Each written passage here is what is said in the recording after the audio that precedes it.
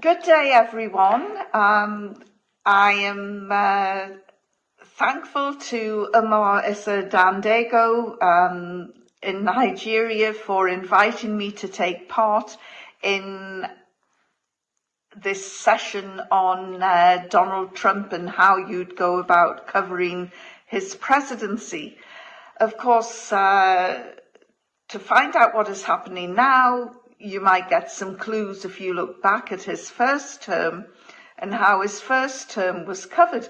I mean, journalists are still reeling from the first term, I think, because it was real shock and awe, but not in a war situation.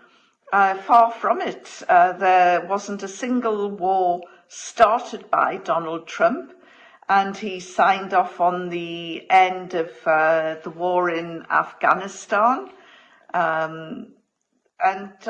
So while I wouldn't necessarily say he's a man of peace, he certainly wasn't interested in war, more interested in jaw than war. But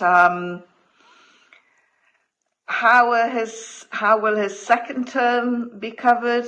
Well, I think journalists will have to split their time or say to themselves, right, I'll cover this, you cover that. One job alone will be covering the presidential tweets. Donald Trump uses Twitter like nobody else, and every tweet is a breaking news story, and journalists get exhausted. You know, they go to the White House, they get spoon-fed at press conferences, probably sometime mid-morning, probably later in the day, and that's it.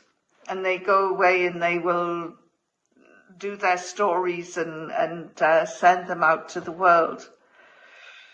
But now they've got the West Wing, the press office, pumping out stories, and they've got Donald Trump tweeting away and sending out stories, often contradicting what the West Wing is saying.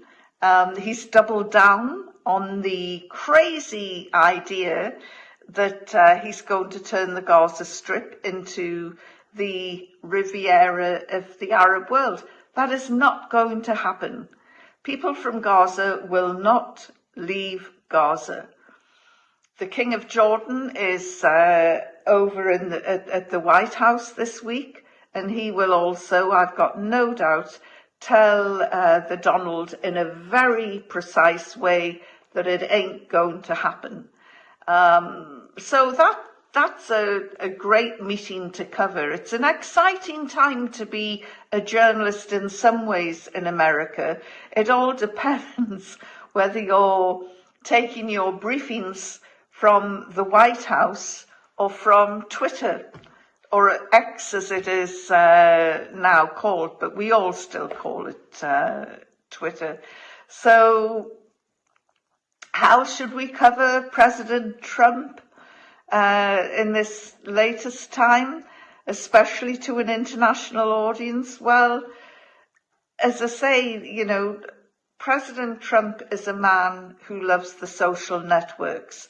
I just thank the Lord he hasn't yet discovered the merits of TikTok, because once he does that, there's going to have to be a special White House TikTok reporter covering his every video and whatever other shenanigans he gets up to. He's a president on the move, and journalists are going to have to move to keep up with him.